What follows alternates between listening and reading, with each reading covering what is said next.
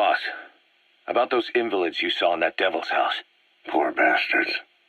All strapped down to the beds, with those lumps on their chest. The medical staff tell me they were probably a type of cyst. Cysts can get that big. In some cases, yes.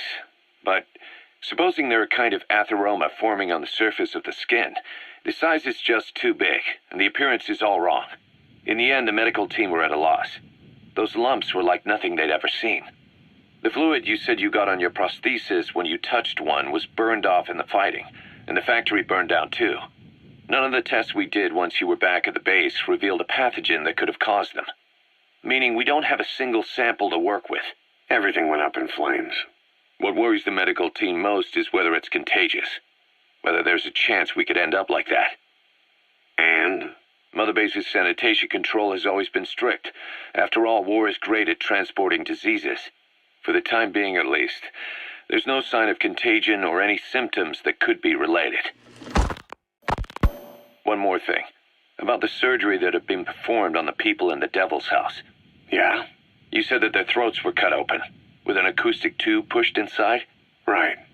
The tubes were hooked up to tape recorders, playing some kind of audio. Well, we picked up some of that audio through your radio transmissions and recorded it here. The intel team has been working on analyzing the communications log. What have they found? There's nothing tying the contents together. We've got a report on 3 deaths in a car accident on the autoroute near Marseille, protests outside the Libyan embassy in London, a press conference with the former Prime Minister of Sweden, a 4-month-old weather forecast for Balikpapan, and then commercials for appliances, cough syrup, and TV dinners. Assuming they're not all staged, they come off as recordings of your average public broadcasts. Public broadcasts? Just radio and TV signals? Yes, and from all over the world. We're looking into whether they're genuine or not, just to be sure. What else? A speech that sounds like it was recorded out on the street, and people chatting about how this year's tomato crop did. And there's nothing they have in common? We're partway through the cryptanalysis. That includes checking all audio ranges and running it backward and at different speeds. Then there's vocabulary breakdown for political suggestions, ideological common points. But I don't think it's going to get us anywhere. Where were the recordings made? There's nothing linking them from that angle either. Just like you reported, we've detected virtually every major language there is. French, German, Italian, Spanish, including South American accents. Then there's Russian, Hindi, Arabic, Portuguese, Mandarin, Cantonese, Japanese. They're nothing if not thorough. Well, I don't know if we've got them all covered.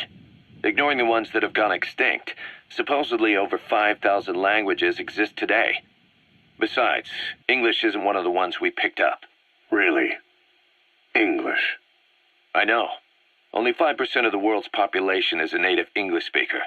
But when you factor in those who've acquired it as a second language, nearly 1/3 of the people speak it. The world's dominant lingua franca. You gotta figure they had it somewhere among all the languages in that place. No English.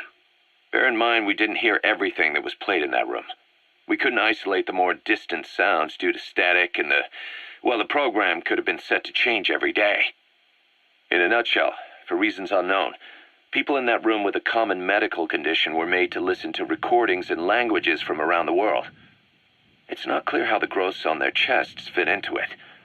It could have been treatment for them, or maybe an experiment of some kind. I'm guessing one person knows. Yeah, Skullface. He was there. The only thing we can say for sure is that he's involved.